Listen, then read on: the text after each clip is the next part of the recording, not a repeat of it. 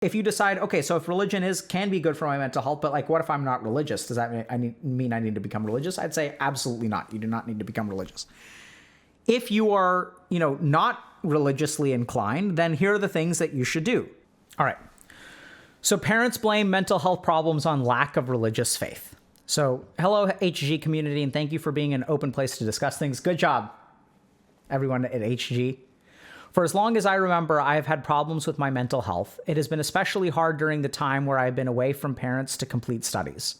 Whenever I try to have this conversation with my parents on my declining mental health, my parents, especially my father, makes it a point that this decline has been in large part due to me not taking my religion seriously, Islam, and I should just pray and be more pious.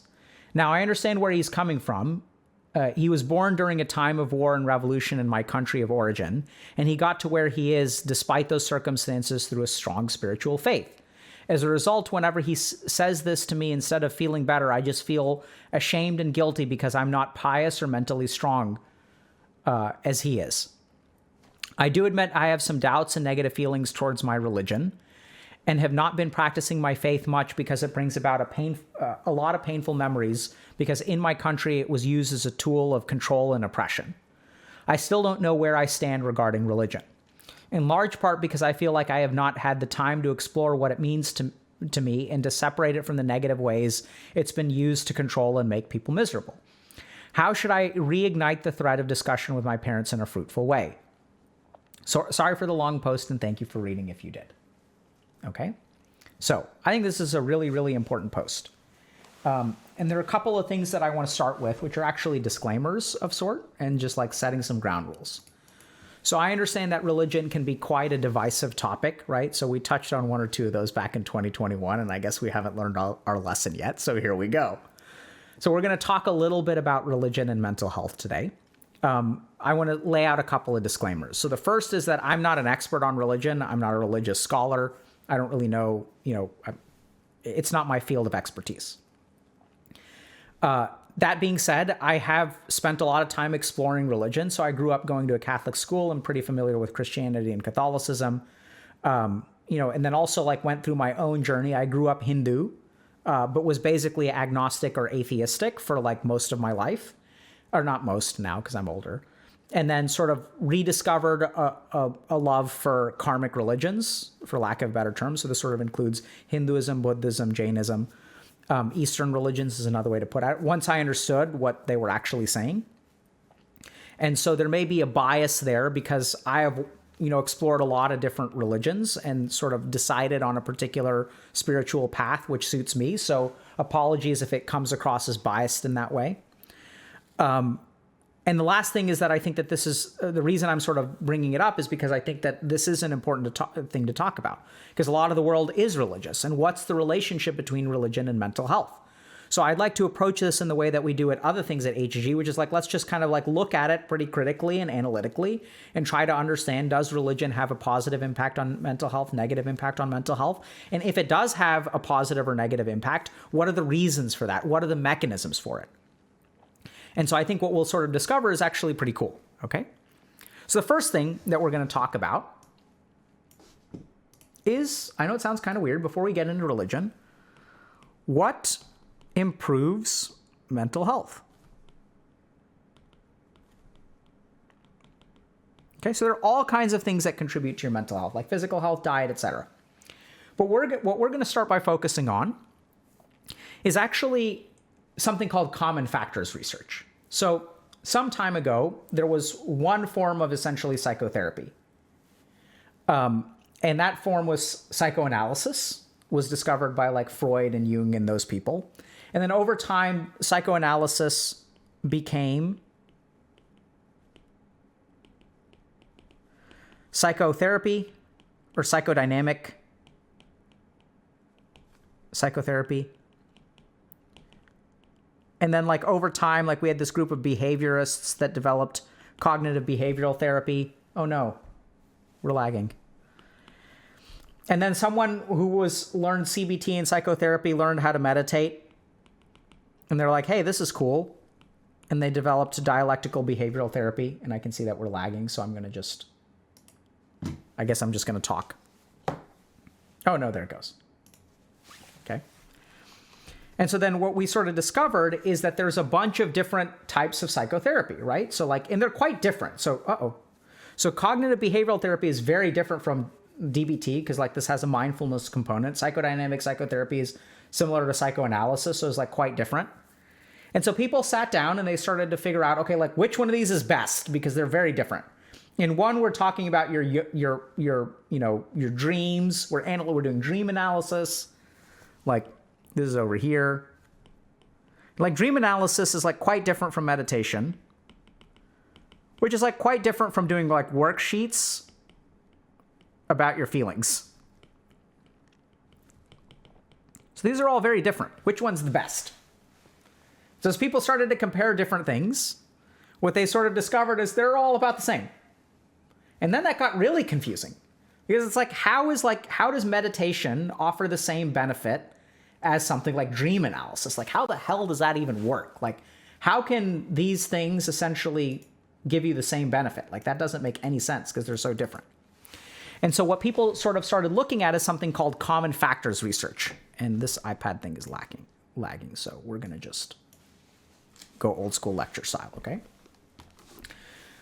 So they looked at common factors research, and essentially what they figured out is that, it's not actually any one of these particular things, but there's a set of common factors that will determine whether something is mentally, like helps your mental health or doesn't help your mental health. So there are 2 or 3 big things that they sort of discovered. The first is something called the therapeutic alliance. So you need to have someone that you can trust and talk to, like that can like sort of handle your mental things. You need a consistent, trusted space to go to with your mental health problems. The second thing that they discovered was that you need an organizing framework. So like the good therapists are not necessarily, it's not that CBT is like more correct than psychoanalysis or that DBT is more correct than CBT. It's that whoever is like teaching you the stuff or whoever is offering mental health support needs to have an organizing framework that sort of encompasses everything that we kind of look at. And so these were kind of 2 of the really big things that they kind of discovered. So the interesting thing is that, back in the day, we didn't really have like an appreciation for mental health. So like, where did people go with their mental health problems, right? So if I feel sad or I lose a child and I'm going through the grief process, who do I go to like help me make sense of that? Because we've sort of discovered through research that that's really important for people. Where's like a place that organizes the way that I view the world and a lens that I can use to understand problems in myself. And this used to be done through religion, right? So like, that's what religion sort of did. Like if you lose your kid, like who do I turn to? Like, okay, I'm going to turn to like a priest. Right? So hopefully there's like a strong therapeutic alliance there. There's a trusted person who has an organizing framework that they can use to like help me navigate my problems. And we even see this from this particular poster, that this person's dad went through a very, tumultuous time in their life that was not easy. And religion sort of gave them answers, gave them a narrative, gave them maybe a trusted space. And so they use those kinds of things to kind of like navigate their life and get some kind of mental strength and fortitude. So that sort of makes sense, right? So like if you kind of look at it that way, religion sort of touches on a couple of the parts of common factors research, okay? So, what do we need? We need a therapeutic alliance. And then we need an organizing framework.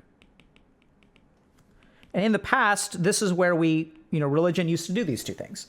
So there are a couple of other big things that are very, very important that religion does for us. One is it gives us a sense of community or social capital. So there have been numerous studies that show that social interactions and social capital are good for mental health, right? So like isolation makes mental health problems worse. Community makes mental health problems better. We have like a shared group of people that we can like survive with or process things with, right? So we see this a lot, for example, with like the Jewish diaspora, where there's like a very, very strong sense of like community and like an almost us versus them kind of mentality, which has downsides. But that strong social connection, we see this a lot also amongst like Indian diaspora too. So like Indians and Hindus, like we all hang out with each other, right? Because this is like our shared culture. It's our religion. So we have a strong sense of community, at least where I live. And we kind of all get together, and these have positive impacts on mental health. So religion kind of offers, a safe space, theoretically, where people you can trust. Religion definitely offers an organizing framework, right? Depending on which religion you believe in, stuff like heaven, hell, sin, good, bad, etc. Like it just gives us lots of like ways to view the world. Why does a bad thing happen to me? Well, because religion will give you an answer. It'll say because of this and that. It definitely offers a sense of community, right? And then there are two other things that I think are really, really important that religion offers. One is sublimation of ego. So if you guys watch our streams a lot, you're going to know that a lot of our suffering comes from our ego. Ego isn't all bad, but religion is essentially like, at least Abrahamic religions tend to be like very sublimating the ego oriented. So a good example of this is Alcoholics Anonymous. So this is something I know a little bit more about, which is why I'm going to use this as an example. So Alcoholics Anonymous is a very successful, on the whole, a very successful organization that helps people gain sobriety.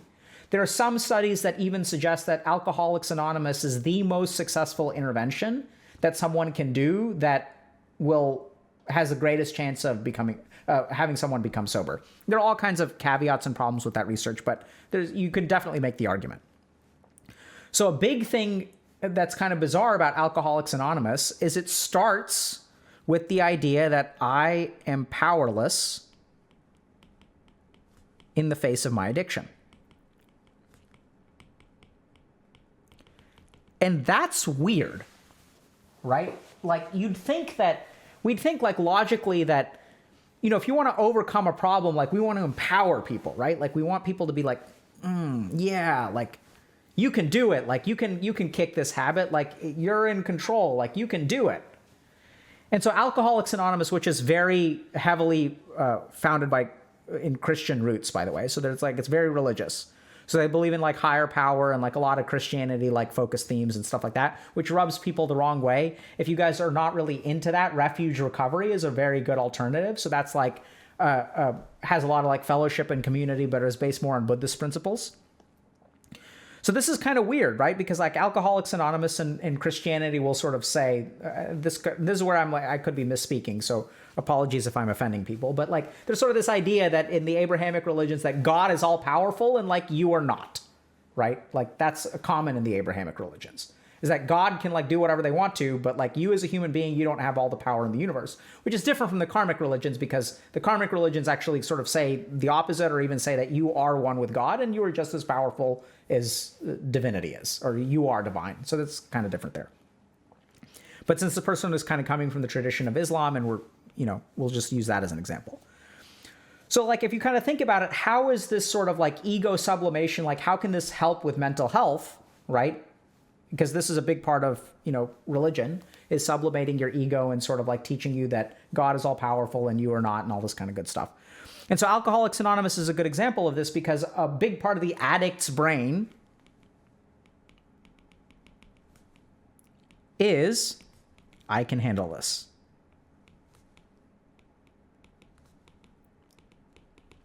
So when people kind of say this, right? Like when your brain says, I can handle it. I'm in control.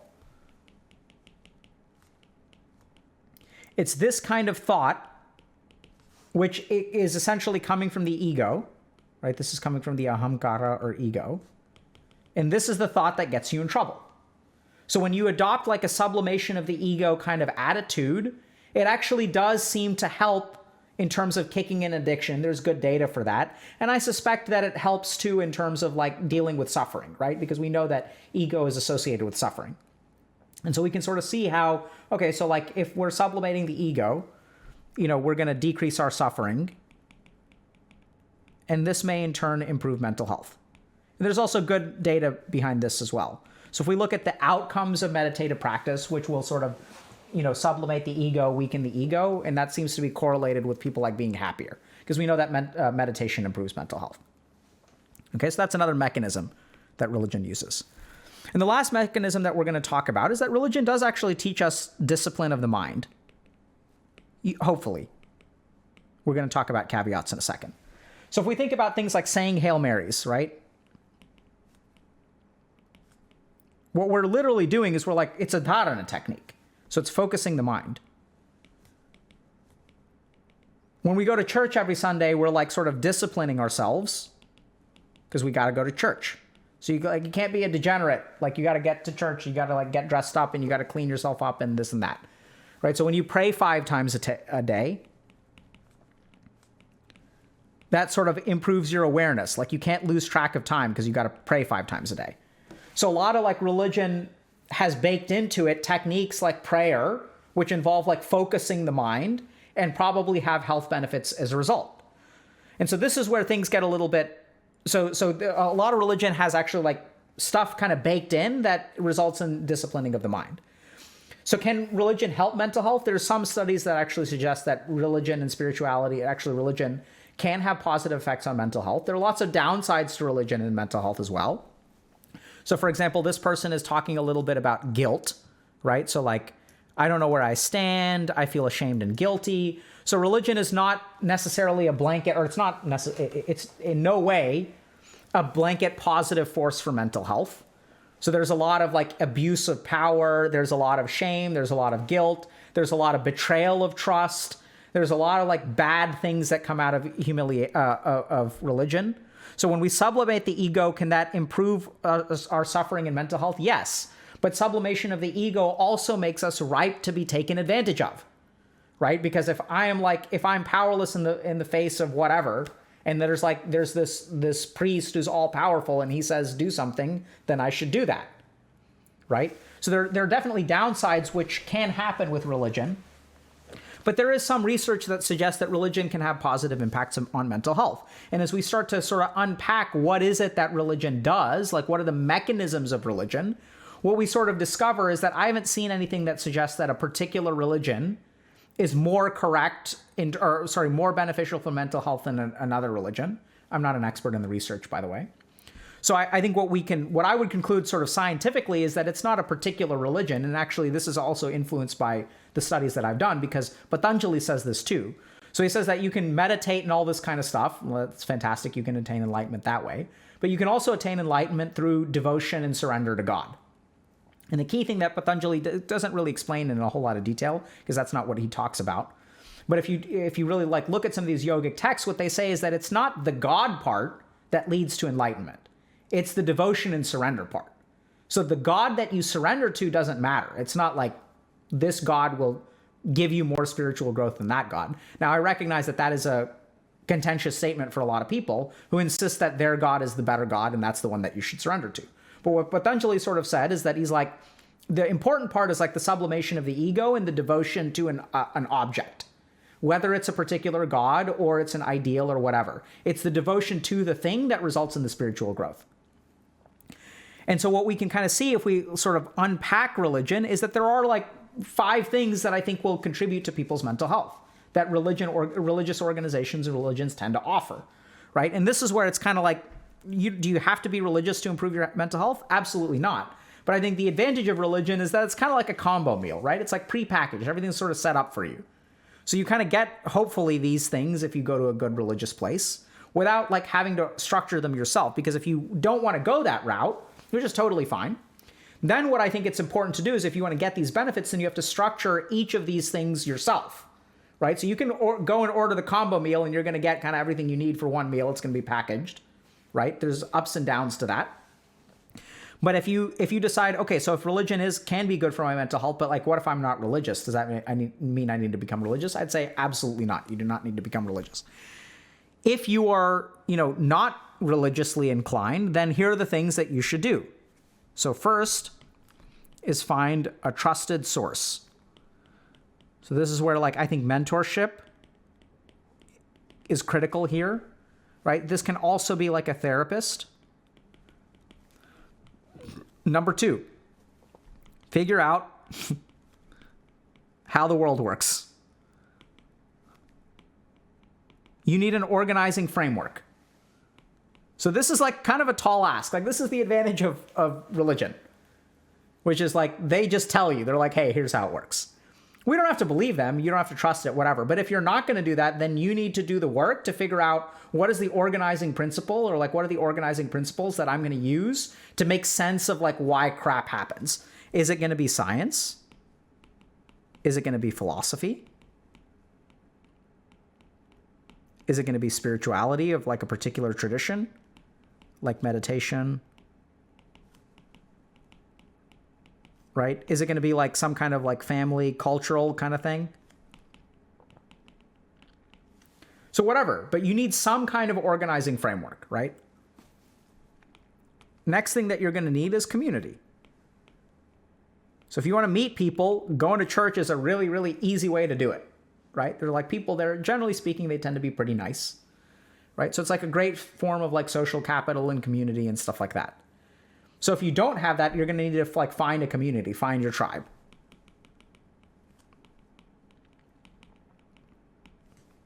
Number 4 is sublimate the ego. So religion, once again, does it for you. I think sometimes they do it to the detriment of people, right? When they really browbeat you and treat you with a lot of guilt and shame. I don't think that that's healthy personally. So you can also get like PTSD and all kinds of self-worth problems from the wrong kind of religious interaction. So this too is hard, but I think this you can meditate, for lack of a better term. And then number 5 is, once again, meditation and yoga. So you're going to need to learn like discipline and like, practices and stuff like that, which is tricky. But, this is your substitute to religion. And I think what's starting to happen, part of the reason that we're seeing a decline in religion is because the things that religion basically used to be the only one that did this stuff, right? So like 1,000 years ago, like science wasn't that well developed. Like they couldn't really give us answers about how the world works. Our community and our tribe was like tangled up with our religion. The way that we learned discipline and the way that we learned to sublimate the ego were like, basically all that existed was the combo meal, because we just didn't have options. And now as we're starting to learn more about meditation, as we're starting to learn more about community and science and things like that, you don't need to go to a religion to get the mental benefits of religion anymore. Now, this, once again, is going to be a biased view, because I'm sure there are going to be people out there who will say that my religion, by virtue of what it is, offers a significant benefit. So specifically, like people will say, like, believing in Allah, like, will help your depression. That's what this person's dad says. And they're going to say that this is different from believing in Jesus, that Allah has an effect that Jesus does not have, right? So like that's where some people will say believing in Jesus is going to have an effect. Even Hindus will say that, but I don't really think that's what the Hindu religion says. To the Hindu religion, part of what I like about it is that they're sort of like, you can be atheistic and you can be Hindu. You can be agnostic and you can be Hindu. It's a little bit more, in my mind, and this could be where my bias is, I really don't think so, but if you really look at it objectively, like if you look at the religious texts of Hinduism, the oldest religious texts are 25% music theory, 25% medicine, 25% rituals, and 25% creation myths. And so you'll also have people like Patanjali who are like, you can believe in God or like not believe in God. So even the concept of Hinduism as a religion is sort of like false. Like that idea of religion, even the word religion is like a Judeo-Christian concept. When people ask, are you Hindu? Like the are you a religion is like a Judeo-Christian concept, right? Because the Abrahamic religions were the ones who sort of said there's like us and not us. There's like the people of Israel and there's like the not people of Israel. They're like the ones who believe in Christ and like the ones who don't believe in Christ. There's like, the infidels and the not infidels. So that fundamental idea of owning to a religion, converting to a religion, believing in a religion, that's actually sort of like a Western concept, because it's like, how do you convert to Buddhism? Like you don't really, sure you can. Someone somewhere out there will convert you to Buddhism if you want to. There are going to be sects that will convert people, but it's not really like Buddha didn't, start he wasn't saying like you should believe what I say. Like he was just teaching stuff. So the karmic religions are quite different in that way, in that they're sort of just a collection of information. And what the karmic religions did, they didn't separate out spirituality from the other things. It's just like if you go to university, you can major in religion and you can major in mathematics. It's no different. It's not like spirituality is like a different thing from science. They're actually all tangled together. They're just different sources of knowledge. And so if you look at, for example, karma, like karma is just the principle of cause and effect, which is like, has physics applications and has like non-physics applications. Which is why, you have music theory and medicine, which are part of the holy books, because that's like the idea of a holy book is also like alien to Hinduism. There's like no such thing as a holy book. There's no Bible in Hinduism. There's like all kinds of texts, and you can sort of believe which one you want. So it's a little bit more, in my opinion, scientific, but that's probably going to piss a lot of people off, because the idea that I say my religion is more scientific than your religion is like is like a easy way to piss people off. But I really do think that, I haven't seen any prescriptions for malaria in the Bible, whereas you'll see that in Indian or Hindu religious texts, right? Yeah, so this is the other thing. So Hexacorn is saying religion equals scientific. So in the West, we view those things as like contrary, right? We think of like religion and science as like being on opposite ends of the spectrum. But especially in the Eastern religions, like if you read Patanjali, it's like quite scientific. Like it's critical. So it also encourages you, like the Brahma Sutra, for example, is like a text that will teach you logic and will teach you how to poke holes in arguments. So it's like a text on logic, which is generally considered like a religious text by people in the West. But in the East, it's just Brahma Sutra. They just taught everything. So when you when you went to, like, if you became like a monk, for example, you had to learn medicine. Like it was all part of the same education. So like all religious leaders like were doctors and were trained in surgery, for example. I mean, that may not be fair to say when I'm saying all, because I wasn't there. But it's just different, right? So in short, can religion have positive effects on mental health? I think absolutely. There's even data to support that. And at the same time, it's not like religion is the only source of those kinds of things. And if we start to analyze a little bit about, okay, how does religion improve our mental health? What we end up with is essentially 5 factors, right? So there's a trusted, safe space, which seems to be very, very important. And from studies of psychotherapy, we sort of discover that this is a key part of like positive mental health outcomes. We also need an organizing framework. So whether it's DBT or CBT or psychodynamic therapy or psychoanalysis, it doesn't really matter. Whether it's a Hindu worldview or the Christian worldview or whatever, you just need a worldview that is internally consistent and can handle whatever life throws at you. The other big thing about religion is it's a major source of social capital and community, which has very positive effects on mental health. And the last 2 things, these are a little bit more kind of my opinion. There's less research to suggest this, but based on what I've seen, sublimation of the ego is a big common theme amongst religions, which leads to positive mental health outcomes. It's not necessarily that you need to go to religion to do these things, but that seems to be a big part of it based on my study. And the last thing is that it seems to be a pretty systematic way to discipline the mind, which is very, very good for your mental health. And so if can religion be good for your mental health? Absolutely.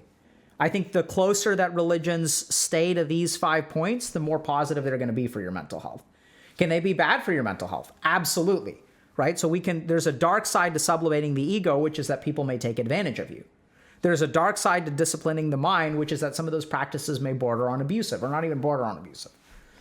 There's a dark side to this, which is that, community and social capital can lead to things like shunning, right? And ostracization if you start to and so suddenly the community, instead of being a positive impact on your mental health, starts to become a negative impact and emotionally damaging to you.